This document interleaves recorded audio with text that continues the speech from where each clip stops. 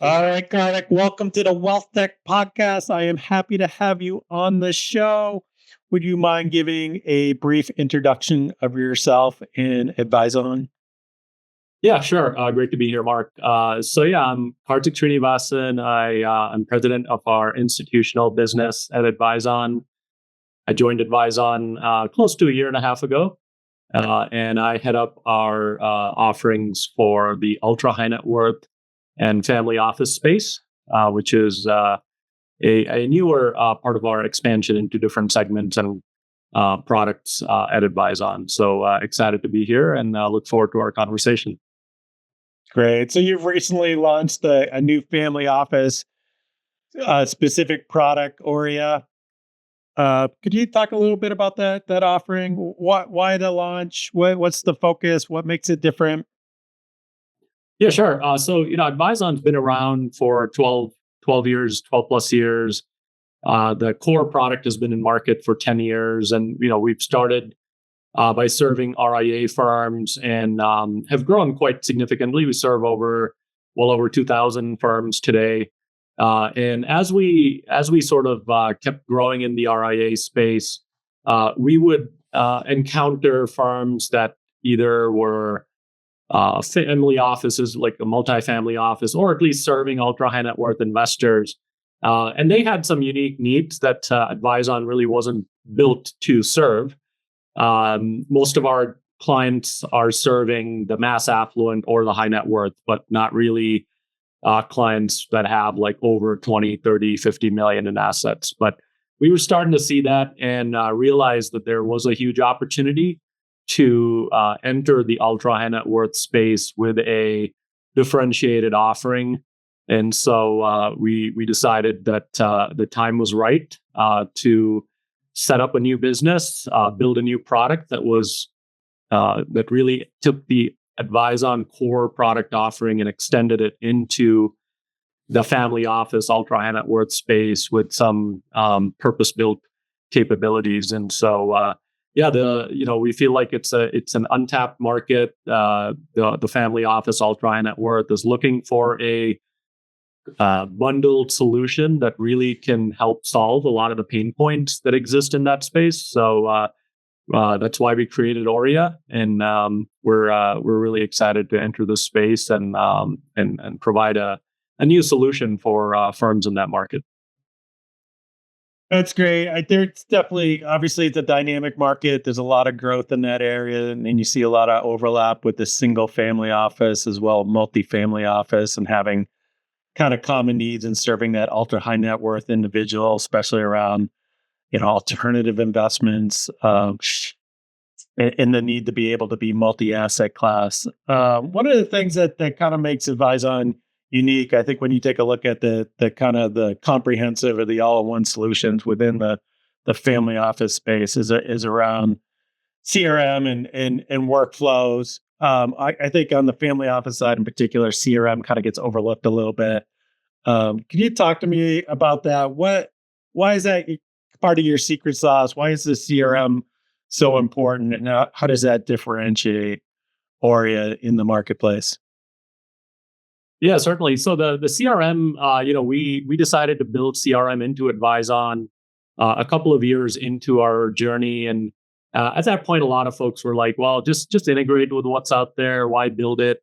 But we really felt that we could build a more tightly woven experience by building it ourselves, and so we started building the CRM. And fast forward many years now, we're one of the highest rated CRMs in the RIA space, according to a lot of the surveys out there, whether it's the KITSIS survey or the T3 survey. So, our CRM is a very robust system. It does everything from emailing, calendar management to notes, tasks, workflows, automations.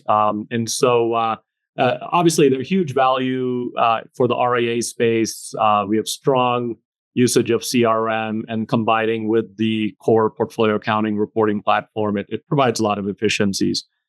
When we launched Auria and started talking to a lot of family offices, at first, I was somewhat skeptical about how important CRM was going to be in a family office setting, given that obviously a single family office. It's just one family, maybe multiple members, but there wasn't a need for sort of a CRM in the traditional sense of managing, hundreds of relationships and whatnot. But what we found is it was very important for family offices to really have really great information, engagement, and communication going on with the family members, with the centers of influence.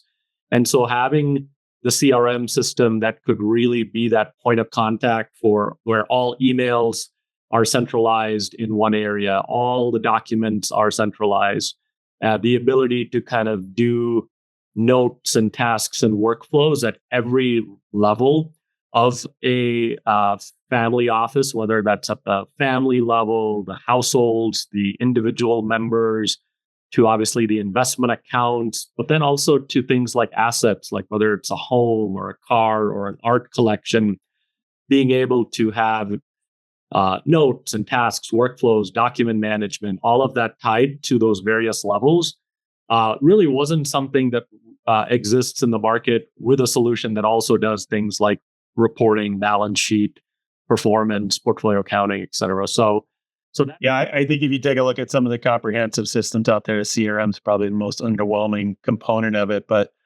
maybe family offices don't necessarily have the marketing component of it. They're not necessarily bringing on new clients, but they certainly have entity management components of it. Lots of third party relationships, fund managers, dozens and dozens of not only entities that they're managing, but third party relationships that they're managing. To be able to see that in a kind of a succinct relationship view, I think is incredibly powerful. You've had a chance, both, at Schwab, you manage third-party integrations now with Advyzon. So you've been on both sides of the best of breed versus the all-in-one camp. I'd love to be able to get your perspective, given your front row seat on that, about how should firms be thinking about which technology approach to take and what your kind of perspective is on both camps. yeah, obviously I'm going to be a little biased here, but given again, you mentioned like my experience at Schwab, where obviously I headed up all the third party integrations, relationships, partnerships. I did get a really good view of all the solutions in the market serving the RIA and family office space. And so, I think a couple of things I'll mention is one, uh, it, it's every firm is going to have its own unique needs, and so there's gonna be a best of breed type solution, which is going to be a better fit for a certain type of family office or wealth manager, versus a different firm may prefer and move towards more of the comprehensive bundled solution. So I'm certainly not going to say that all in one or bundle is always the right answer. Each firm is going to have to kind of think about what their unique needs are, take a look at the solutions, and then put together the right technology stack.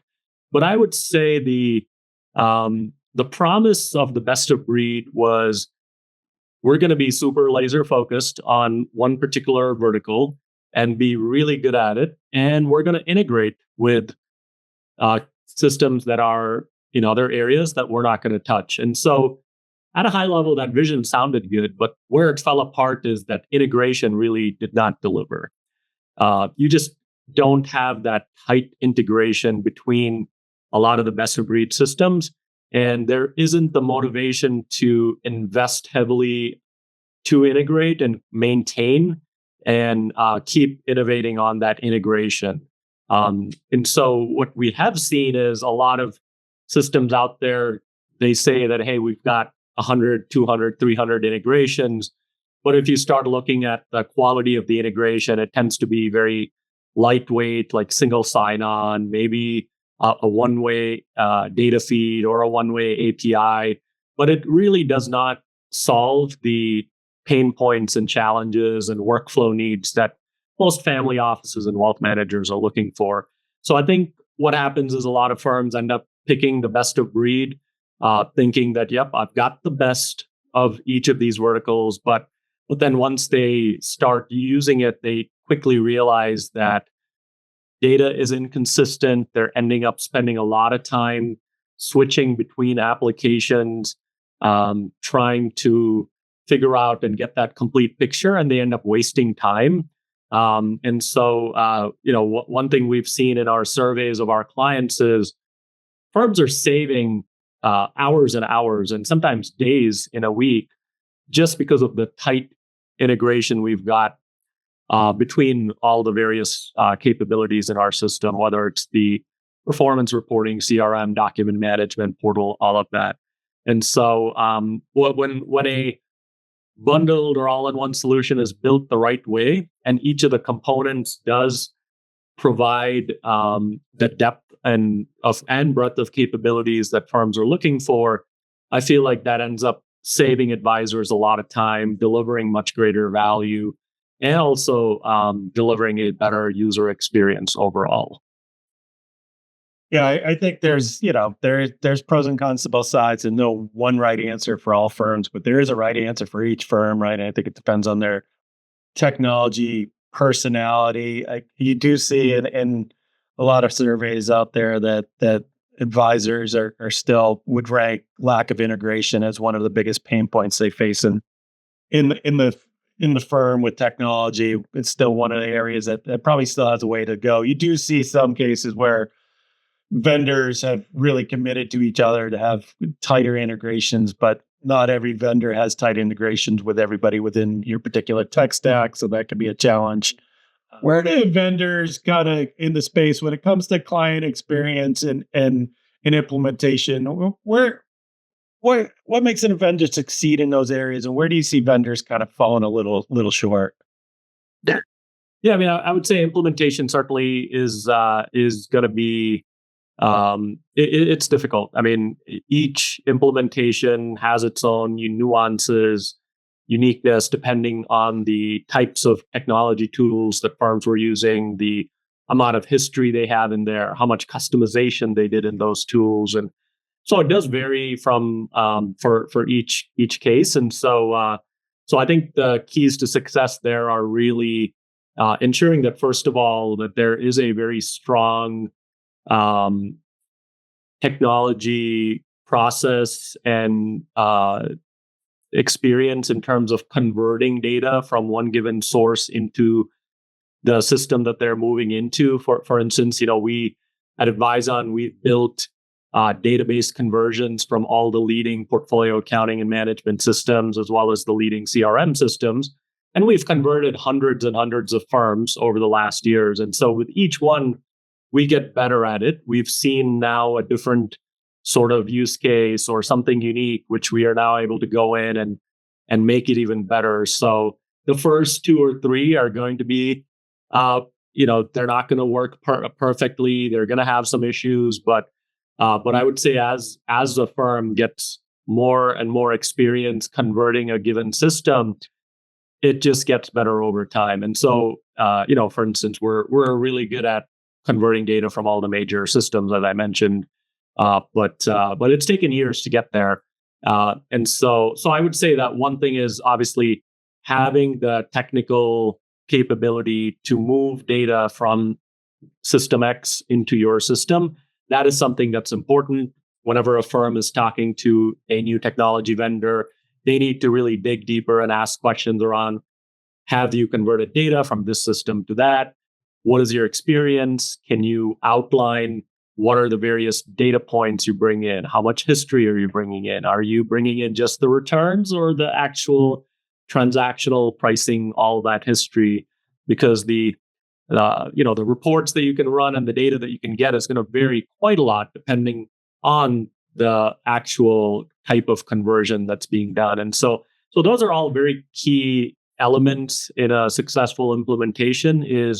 Does the technology process exist? Is it tried and tested?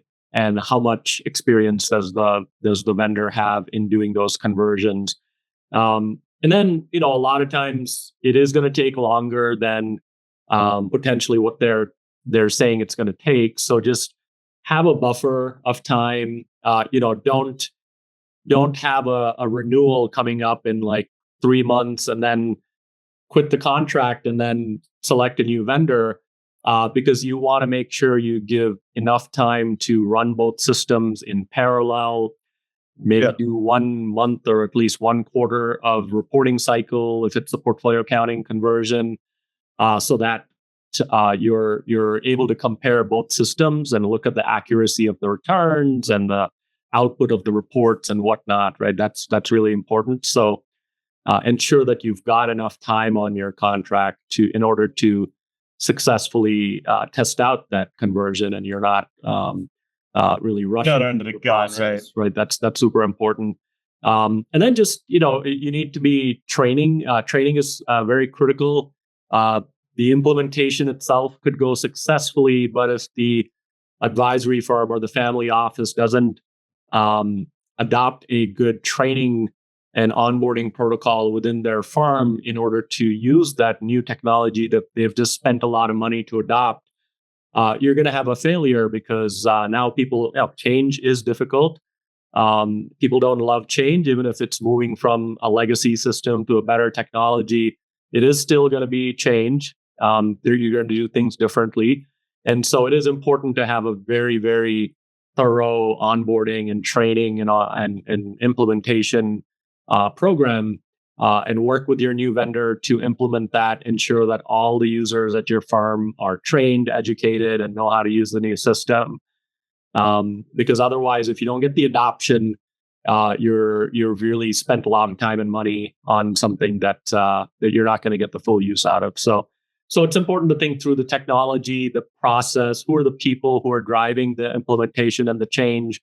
Ensure that you've got accountability for the right people at your firm who are in charge of that training, the onboarding, the implementation. And then, if you put all of that together, you can have a successful implementation. Yeah, change is hard, and it's just human nature. No matter what the change is, it can be a difficult process for people to go through. You do sometimes see firms, they'll spend 12 months evaluating and selecting a system and then expect it to be stood up in 3 months. And accounting conversions and implementations are hard. Portfolio accounting, general ledger accounting, counting conversions they're not easy. Even the best ones are can be difficult to go through. And I think when it comes to user experience, I think that's one area that you see on the institutional side that is it's better now, but it's been lacking. I think, especially even on the family office side in particular, around quality design, user centric design. Talk to me about that, and talk to me about the approach that Advyzon has had in terms of the user experience and the importance of a quality user experience. Looking to do. I think sometimes we feel like we see a lot of products in the B2B institutional space that just have a lot of features. It's just a laundry list of features and customizations, and we can do 500 different reports, and it gets overwhelming. The key question is, well, you've got a lot of features, but what are the actual pain points that you're solving? How are you solving a key workflow like a capital call? You might have all these bells and whistles, but if you can't solve a very fundamental common workflow and a process that happens at a family office that allocates a lot to alternatives, like a capital call, how do you process it from step 1 to step 10? Is it intuitive? Is it easy for you to do it? And is it quick? That's what it's all about. And that's, the experience of that, the ability to automate it, do it quickly, is more important than having a very beautiful user experience or having a lot of different features and reports and whatnot. So we try to think of it as when we talk to advisors who ask us to do certain things, we like to ask why and why are you looking to do that, and then just to help us better understand, get to the bottom of it. What is the real pain point? What are they looking to achieve, and why are they looking to do it a certain way? And that can help uncover things that, superficially we may just build a feature, but if we ask the questions around why and we come to to really the crux of the matter, we can solve and provide a better solution, a better workflow, and a better experience for the firm. And so I think we put a lot of premium on that, is really collaborating with our clients, asking a lot of questions, and really just testing it to see, or how can we better provide a solution to these pain points they're having without necessarily complicating the process and building a lot of UI to solve it. And I think this is why also AI is going to be very powerful. And I know we'll talk more about AI here, but just the fact that AI agents can, in the background, be doing a lot of this work for clients instead of having them go into a UI and click on 100 different buttons to execute on a task. Having these AI agents can also be powerful and really help make the overall experience better for clients and wealth managers. Yeah, I think that's a good point. AI, you could have a AI agent that just does the cap call and will focus on that, or you could have the ability to have a conversation with your data around reporting with the large language models, and to be able to ask it questions. I do think around user centric design. I think it's, to your point, like what is the goal of the task? What are the problems they're trying to solve? And how simple can you make it? And can you reduce it to that level where it's just that you're solving the task and no more? I think that some of these products can get so bloated that being complicated. I think that's the more features you add, the more complication you have. And when you see products that need a lot of training, that tends to be that kind of key indication. Not to say that the training is important and people should have training, but when they need to be thoroughly trained on how to do a capital call, they know how to do their job. The product should facilitate them doing their job in a natural way. So I think having a user-centric design, usability testing are really important. It's great to see the importance of that. Let's talk about AI.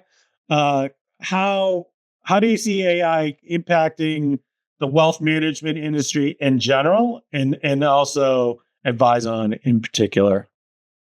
Yeah, we do see AI having a pretty high impact on the wealth management space in general.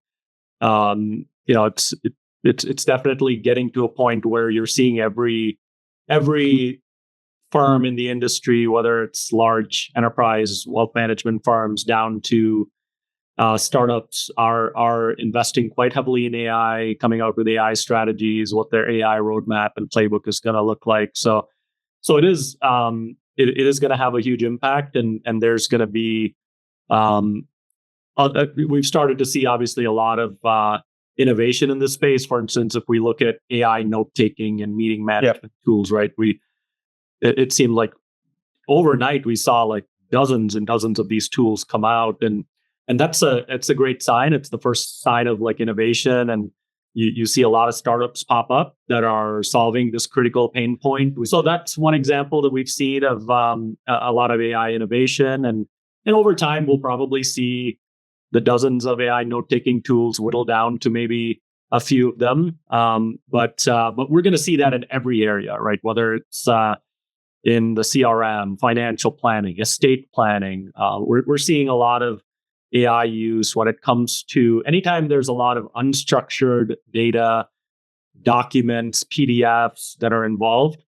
The value of AI, large language models, natural language processing to extract the data and then summarize it or extract critical information is very powerful. So you could take a 50-page trust document, and then it knows exactly the key members, the trustee, the grantors, what are the key assets involved, how should the trust be distributed, and all of that. So what could take hours and hours reading through a document can be done in just minutes or seconds even now.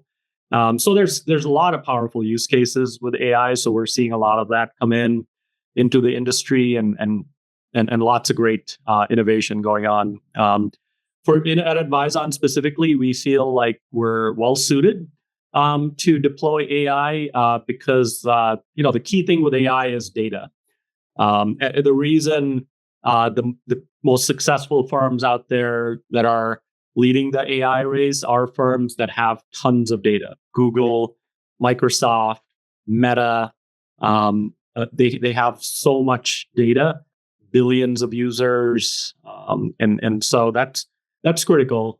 So Advyzon, the fact that we have a lot of data across CRM, across portfolio accounting and reporting, document management, it really helps us better extract insights out of all that data and surface that in an intuitive manner and in a powerful way for our clients. And so we feel like we're really well positioned to deploy AI agents across our entire platform that can solve time-consuming tasks, that can help surface important and critical information, whether it's related to client meetings or portfolios or trading and rebalancing type situations. So we're doing a lot of work. For instance, we're doing a lot of work in the alternative investment space, reading documents like capital call notices, distribution notices, capital valuation statements, and extracting a lot of that information and pushing that into our Auria and Advyzon product. So that's one example of our internal team getting a lot of efficiencies from using AI. We're also working on AI agents that really help be a true assistant to the advisor. So when they log into our platform and they have, let's say, a review meeting with a family or a client, they can just ask our AI, just help me summarize. I've got a meeting with the Smith family next week. And it's going to look through all of the communications, the notes, and extract out key things that you need to be thinking about. Like, was there a concern that they brought up like 3 months ago that you just forgot about, but we're able to surface that because we have access to all those communications that have been archived in our system. Are there any alerts that are triggered that we can surface, like maybe their cash allocation is a little too high or they're drifting a little too much from their model portfolio? Those are the types of things that we have the data on, which we can really analyze and then provide the key insights to our clients and wealth managers. So we feel really bullish about our ability to serve our clients, save them a lot of time, and help uncover information that otherwise is just going to be hard for them to. And they're going to have to spend a lot of time looking through various things. We can, using the power of AI and the data that we have, we can do a lot of great work for them and save them a lot of time. I think that's a great point. I think there is a strong correlation between the effectiveness and the usefulness of AI and data. Like, you have to have good quality data. You have to be able to have access to that data. The fact that you have a comprehensive system that includes, accounting information, entity information, documents, all that information that's in the CRM, to be able to pull that together and harness that information with AI is really powerful. So I do think you're well positioned in that. Obviously, the other big area that AI has had a big impact on, and what you see with family offices, is alternative investments. So they're starting to see advisors start to have greater appetite and exposure for alternative investments, as well as the people are saying that it's going mainstream for alternatives. Where else are you seeing innovation within the family office marketplace, the wealth management marketplace, and what is Advyzon's roadmap looking like in terms of innovation? Yeah. I mean, we're definitely seeing a lot of innovation when it comes to things like planning, estate planning, the ability to just better manage the complexities that come with tax optimization for families that may have a lot of assets and they want to protect those assets. And so, we're definitely seeing a lot of tools pop up that are automating things like estate planning and bringing efficiencies there. So that is a subset of like the financial planning umbrella where we're seeing a lot of innovation. Traditionally financial or family offices, they don't care so much about retirement planning because it's they don't they're fortunate not to have to worry about accumulation of assets. It's more about protection of those assets. So things like better estate planning, tax strategies, and all of that. So we're seeing a lot of innovations there with solutions like Wealth.com or Vanilla and others pop up that are doing some of the good work there. And then also with tax optimization and helping really advisors uncover opportunities to save their clients some money when it comes to taxes is another area we're seeing a lot of innovation. And then just the ability to really put it all together and execute on things like trading and rebalancing at scale. We're seeing some innovations there as well, that whether it comes to direct indexing strategies and again using direct indexing as a way to get some tax benefit. So we're seeing a lot of different areas that there is innovation, and we're also participating in a lot of these areas. For instance, we've come out with some direct indexing strategies and tax optimization strategies that advisors, wealth managers, family offices can leverage from us. We do have an investment management division within our firm where we provide a lot of these capabilities like OCIO services and direct indexing and tax transition services, as well as partnered trading, where again firms can really a lot of family offices we talk to, they don't have the staff to be able to do all of these things, whether it's trading or doing due diligence on all the managers in the public space. So we can help with a lot of that, and through innovations of technology, making things more efficient, we're able to offer a lot of these services at a very attractive value for a lot of our clients.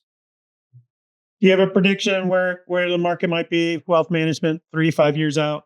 I know it's such a dynamic market, is changing. Yeah, it's a tough one, and if anyone's watching this 5 years from now, they can come back and be like, "Wow, he was way off there," or something, right? But I would say I'm willing to say that AI is going to have a huge impact. It is not a fad by any means. Right. It is going to be fundamentally changing the way we all operate. It's changing all industries, and so I see.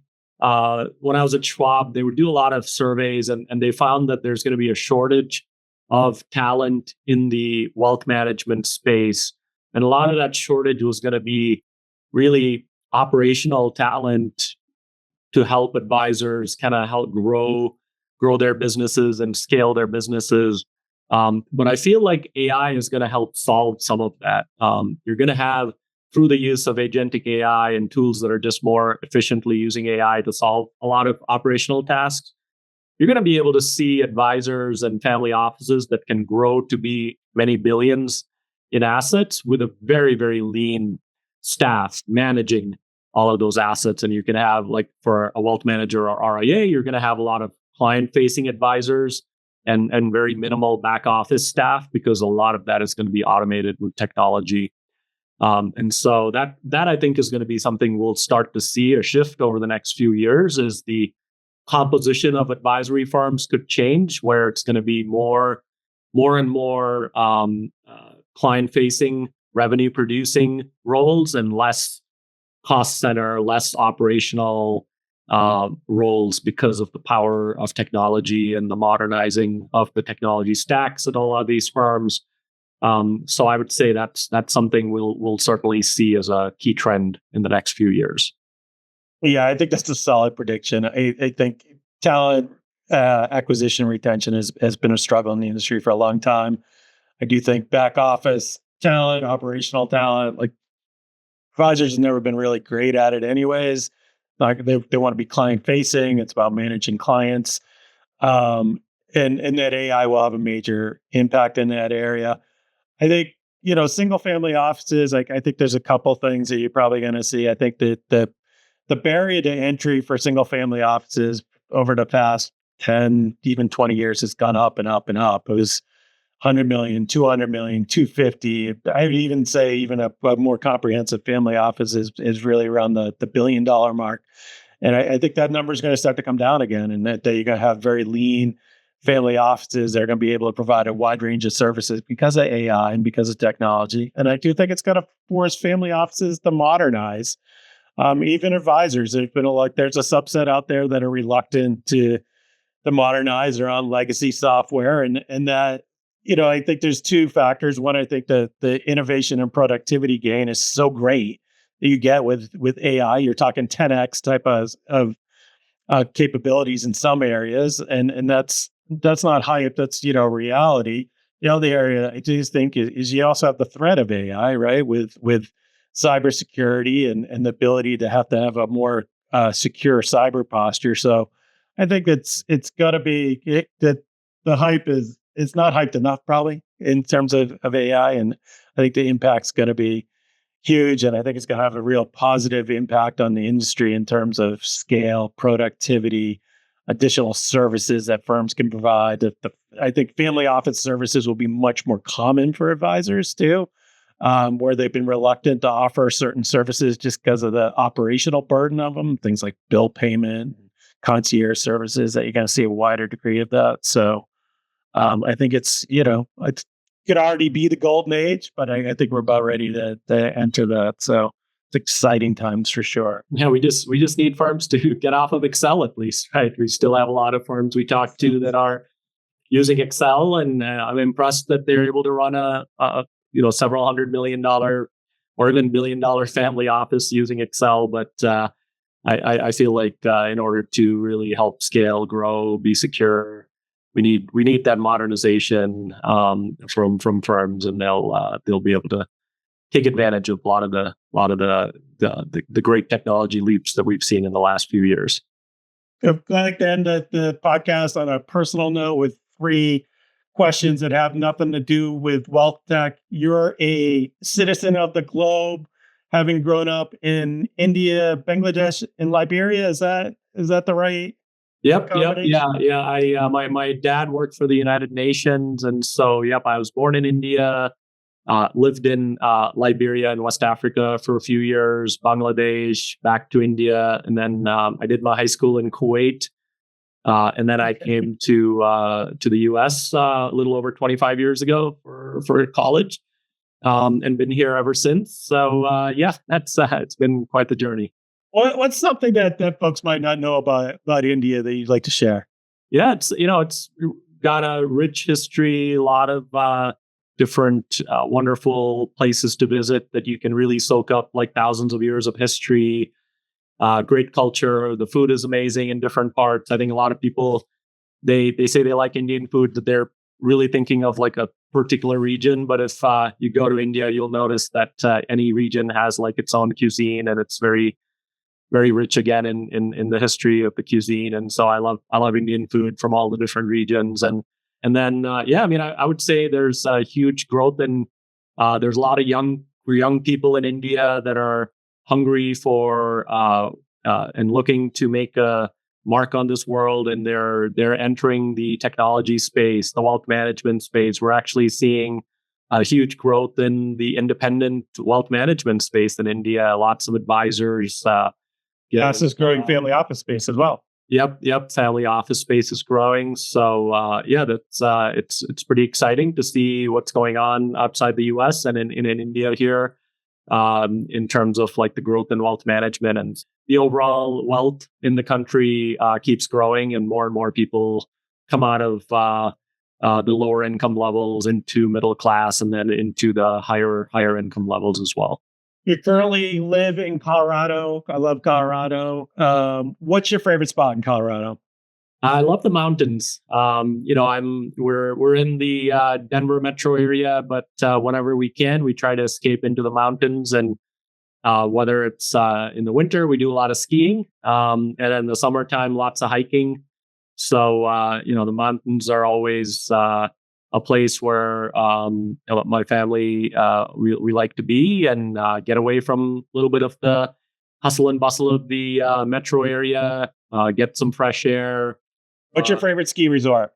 Yeah, that's a good question. I would say it's either Winter Park or Copper Mountain. Those are both really good resorts, although I've had some pretty nice times at Breckenridge and Vail as well. So, as long as there's, I love the groomers. I'm not, I don't love the deep powder, unlike many of my local Coloradans here. So if you can get me a sunny, cool day with the groomers, I can spend hours and hours on the slopes. And finally, is there a charitable cause that's important to you, and why? Yeah, I love anything related to education. In my prior roles, I've helped mentor students and high schoolers in particular, and just help them just get better prepared for college or their careers. And so I think education is the gateway to success for anyone. Doesn't matter what your income level is or your background is. So I do believe a lot in the power of just knowledge and education. So anything to do with that, I'm very passionate about. And I think, again, coming back to AI and just the power of AI to help people just get better educated and leverage the power of AI to build businesses, build skill sets is pretty powerful. So I'm pretty excited to see how people from underprivileged backgrounds are going to be able to potentially leverage technology and AI and As an equalizer. As an equalizer. Yep, exactly. All right, Kartik, this has been great. I really appreciate you sharing your years of insights. I appreciate you coming on the podcast. Yep. Thanks, Mark. Been great.